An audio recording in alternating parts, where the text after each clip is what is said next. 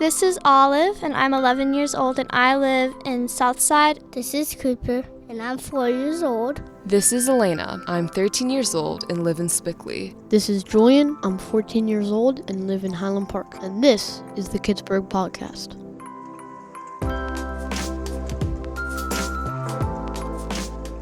Hi, and welcome to the Kidsburg Podcast.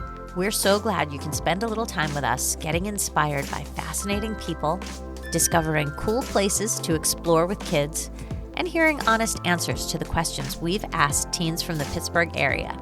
I'm Melissa Rayworth, Kidsburg's editor, and I am here with two of my favorite friends and coworkers. Thanks, Melissa. I'm Christine Sorensen, and I'm a Kidsburg producer and KDKA anchor, and I am so excited for today's episode. We're going to inspire parents and kids with a really cool interview about what it's like to pursue a professional soccer career. And I'm Kidsburg's director, Yuling Chang. We've got so much good stuff to share with you. We start every episode with a Pittsburgh hidden gem, someplace that's truly cool but not everybody in this region may know about. Today, ahead of our interview with Piper Coffield, we're going to hear about going to see professional soccer at the Riverhounds and Riveters games.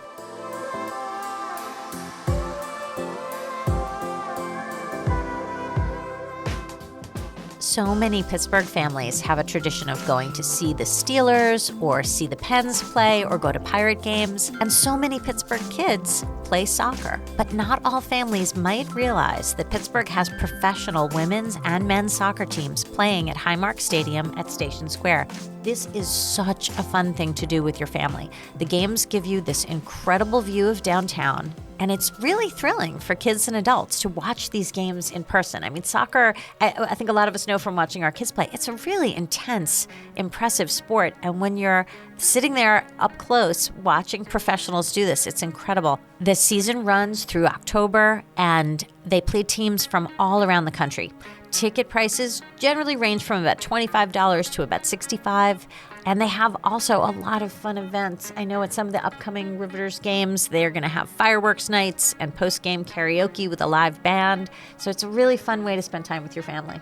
I love going to these games. I mean, you feel like you are on the field. You feel like you are another player cheering them on. And of course, there's the beautiful view of Pittsburgh. What's also fun is they just have a lot of great family activities before and after the game. I mean, just getting to go on the field and meet the players and how friendly they are in signing your ball or t-shirt or program book. It's a great night.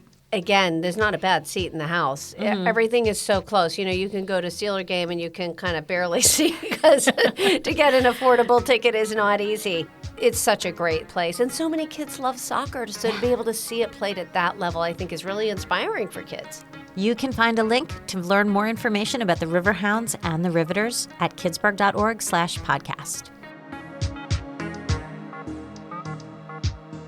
Pittsburgh is Kidsburg. You're listening to the Kidsburg Podcast. There are so many benefits to kids playing sports, from the physical benefits of staying active to learning important life skills like leadership, teamwork, and communication. At Kidsburg, we often hear from kids on how they aspire to become a professional athlete and make it to the big leagues. Well, we're excited for our next guest who is doing just that. It's an incredible time right now in Pittsburgh with the inaugural season, the very first season of the women's soccer team, the Pittsburgh Riveters. Joining us in the studio is Piper Coffield, a defender and deputy team captain of the Riveters. Welcome.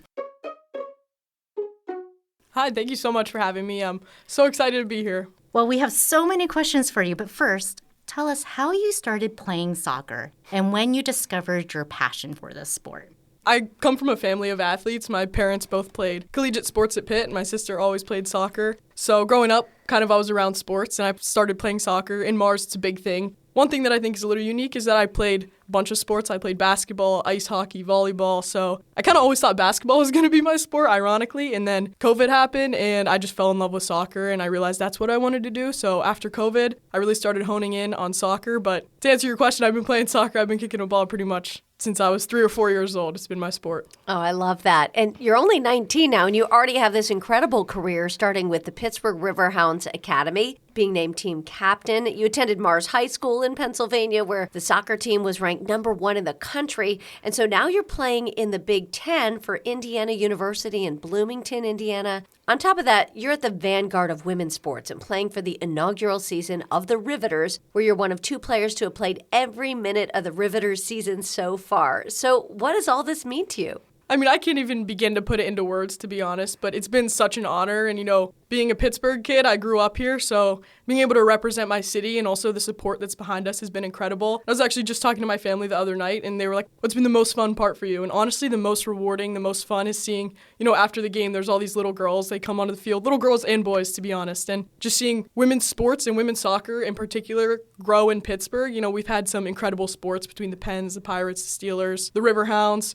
So to finally see that on the women's side, and hopefully that continues to grow, and being able to be some sort of role model or example for these younger girls, it's been so incredible, especially representing my city wearing black and gold. And you're definitely an inspiration to these girls. My 2 girls were on the field last night getting your autograph. And for them, it really was like, I can see this as a path for myself because here's this Pittsburgh girl who did it too. So you are the deputy team captain for the Riveters. And what is that role? I'm 19 and we have some older girls on the team, but I think it's been really rewarding to be able to wear that captain band. I think some of the things that come with that, it's just I'm a competitor. I always want to win games, and I think we have a team full of leaders. So just because, I'm wearing the captain band, I think I like to lead. I like to lead vocally and by example, hopefully, but I also think every single player on the team has stepped up and had a leadership role in different capacities. We've had a couple results that maybe haven't gone exactly how we wanted, a couple ties here, or 1 loss, and so kind of just keeping our head on straight and keeping the focus on having fun, and I like spreading that message of playing for each other. I think that's been the most important for us this summer. And as a leader, all leaders have people they look up to. Who would you say you admire as a leader? This is kind of a cliche answer, but I always say my older sister played soccer at Pitt. She was a captain there. I had the opportunity to play with her in high school and kind of all growing up, so she's been the person that I most look up to as a leader. And I try to strive to be like her, and we joke back and forth. Finally, her senior year of college, she's asking me for advice on some soccer stuff, and it was kind of like a crazy turnaround, but she's someone that I've always just looked up to, and now kind of both being adults, it's kind of crazy, but she's just a great leader. She's positive, she has a great impact, and she just really wants what's best for the team. So she's someone that I've always looked up to. That's awesome. So I want to ask you, actually, when looking for advice, oftentimes we watch kids play sports, and sometimes things don't go the way you want them to go, right? You might have a bad game or you're disappointed. I'm sure you've probably experienced that as well. What advice do you have for kids to overcome those disappointments? Yeah, I think that's definitely a challenge, and I'm a huge advocate for mental health in sports. I think it's something that has become a serious issue, and I also think I'm a competitor, so I have trouble leaving the game at the field, and that's always kind of a message. They're like, leave it, be a goldfish, forget about it, but I definitely have experienced that. You have a bad game, something doesn't go your way, you go home, you're beating yourself up about it, or you're upset all night, it kind of ruins your day. The advice that I have is that your identity is so much bigger than your sport. I think your sport is something that you love, it's something that you're passionate about, and it's become a huge part of who I am, but it isn't who I am completely. So I think for kids, it's just understanding that, continue to do the thing you love and focus on why you're doing it. You're doing it because you love it. So, if things don't go your way, if you don't win a game, at the end of the day, it is a game, and it's really important to us, and it's kind of shaped me into the person that I am today, but I think understanding that things don't always go your way. So you learn just as much from a bad game as you do from a good game. How can I learn from that? How can I become better from that? But also, how can that grow me into a better person? How can I fix that next game or fix that off the field? How can my attitude be positive to help shape that? That's great advice. And speaking of sports not being who you are, what are you studying, and how did you choose that major? And then how do you balance all the academics with the athletic? Yeah, so I'm a finance and real estate major at Indiana in the Kelley School of Business, so it's been a lot. It's kind of tough to balance. I chose that major. It was kind of a last-minute decision, to be completely honest. I decided to go to Indiana. They had a pretty good business school, and I was like, you know what, I'm interested in business, so I'll pick it up, and I've really loved it. It's been a challenge. There's definitely times where it's hard. You have an exam coming up and a game coming up, and you might miss the exam for a game and have to make it up, and that's really tough, but I think time management, I know everyone would probably say that, but taking care of what you need to take care of so that you can focus on the game. And I just talked about mental health, but also that stress factor of okay, how can I complete my work in a timely manner so that then I can focus on the game rather than, my head spinning in a million different directions. So it's definitely challenging to balance. However, it is teaching me so many important skills and getting my stuff done early. There's no room for procrastination in college between classes and soccer. So You sound very busy, and that is good advice. Like, I feel like I have to take that for myself too, right? So what do you do for fun? What do you do to relax?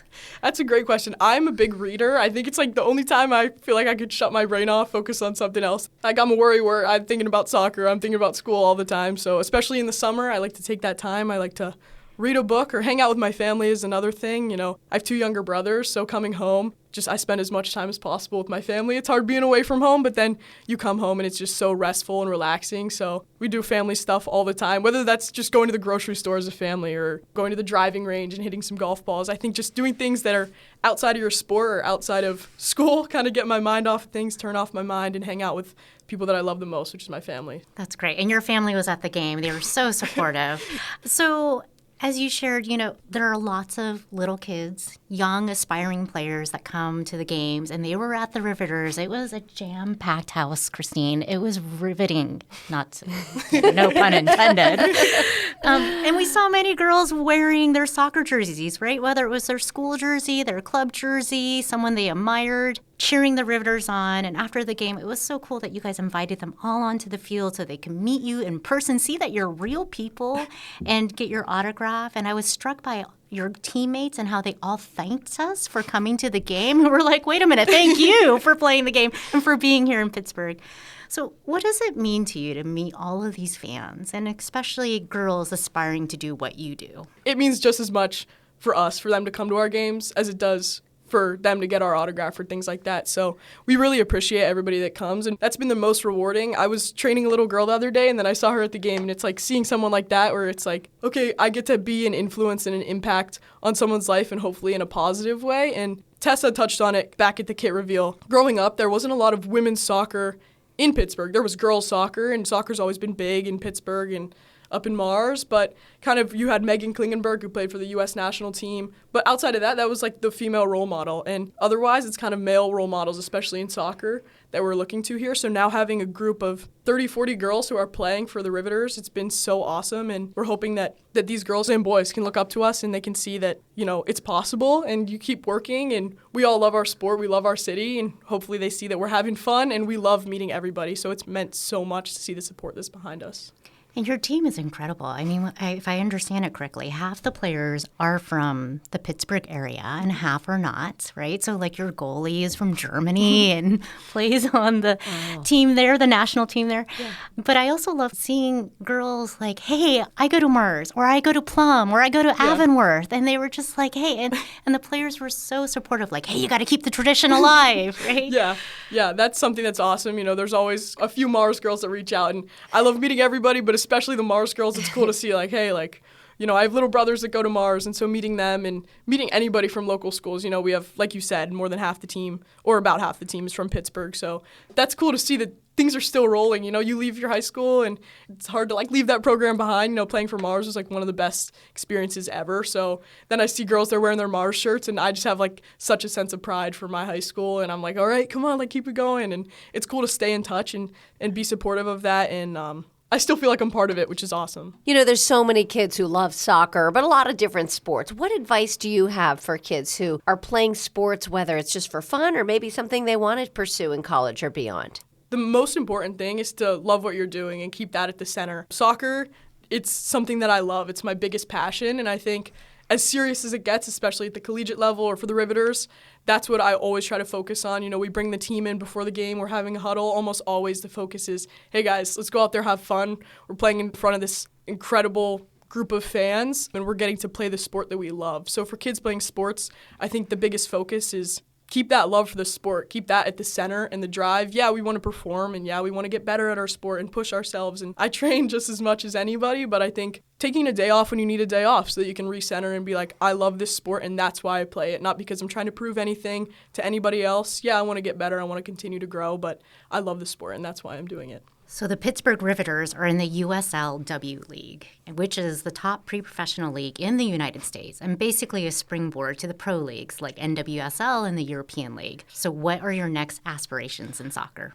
I kind of always joke when my parents ask me the same question. I'm like, wherever the tide takes me, we'll see. But, I have a couple more years of college, so we'll see how those go. But I would absolutely love to play professionally. And, we talk about getting to play a game as your job is the most incredible thing. And I talked about that love for soccer. So I would love to play professionally and continue that. Not sure exactly what that looks like, but I think playing in America would be absolutely incredible, but if not, playing overseas and having that opportunity would be incredible as well. So I think I am looking to play professionally. What that looks like yet, I'm not entirely sure. Oh, that's exciting. Well, we'll be following you. So before we go, you've got, 4 siblings in your family. What do you guys as a family like to do in the Pittsburgh area together? Oh, great question. We just went around to all the neighborhoods. So we go to Shady Side, South Side, Squirrel Hill. So we love exploring and doing things like that. And one of my brothers is 10 years old, so we're on like different ages. So my older sister's 22, my younger brother's 10. So we're like all over the place a little bit, but like ate a bunch of different pizzas and like rated them and talked about our favorite pizza places. So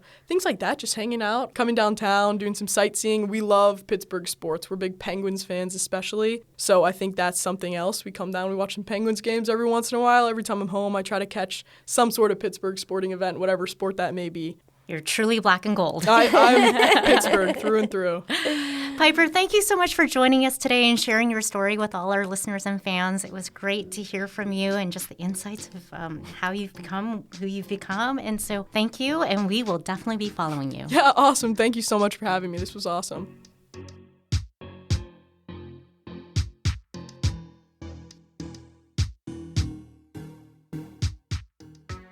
I loved that Piper knew that she loved soccer and she really had the confidence and the courage to pursue this as a career, but at the same time, she's majoring in business and finance. And so there's sort of a whole big, long road stretched out ahead of her. She can have the years that she spends playing soccer and hopefully playing soccer professionally for a long time, but she has this whole other interest and she's getting her education in that. So who knows what else she might do.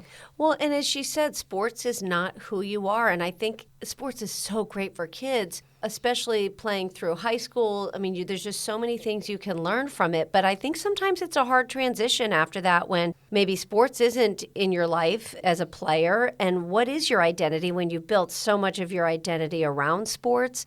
And so I think she had a great perspective on that. And I loved how she highlighted all the skills that she's learning through sports, right? As a leader, a good communicator, making decisions in real time, time management. Yeah, seriously. I mean, I just thought, wow, I need to be Piper. No, it is an incredible commitment to balance. She's playing Division I sports at college. She is working professionally as a riveter, and she's taking her classes and clearly staying really connected to her family and her friends. Mm-hmm. It's really impressive.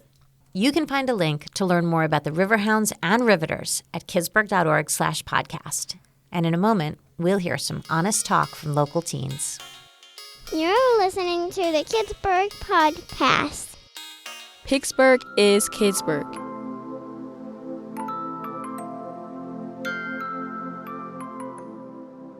The students at SLB Radio's Youth Media Center helped us out by asking their fellow students, what might you want to do for a career that might surprise people? Let's hear what they said.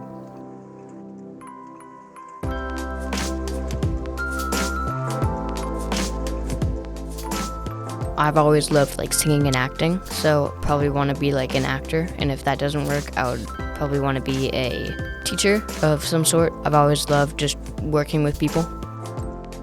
So a career I want to do that might surprise people, and this sounds vague, but it is not vague to me at least. I want to work in the third place. This is a place where people are able to work on things they care about, like an after-school activity for youth, or a cafe or something.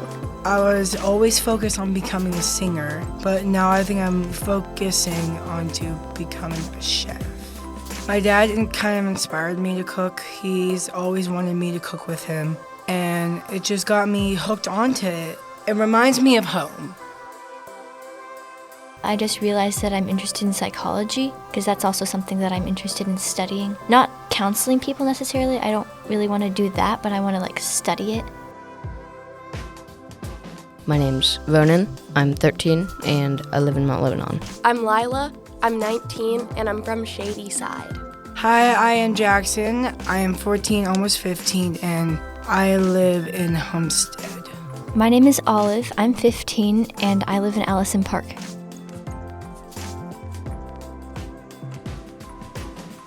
We covered a lot in this episode, and we've got much more coming up in the next Kidsburg podcast episodes. Just go to kidsburg.org/podcast to find all our episodes from this season and from season 1 and 2. And be sure to sign up for our free weekly Kidsburg newsletter to find the news stories and online guides that help grown-ups with the big, beautiful job of parenting in the Pittsburgh region and beyond. Thanks for joining us for the Kidsburg podcast.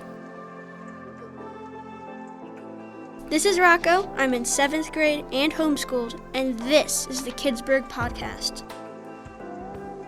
On the next Kidsburg podcast, we talk with musical theater performer and teacher Billy Hartung about the remarkable career he's pursued and the many ways that performing can be an amazing experience for kids. Plus, we share details about the Pittsburgh Symphony Orchestra's Fiddlesticks concerts. And we spill the tea with teens, getting their thoughts on how they deal with the challenge of rejection. Until then, we hope you'll visit kidsburg.org to find resources, get insight from local experts, and discover all the cool events happening in the Pittsburgh region.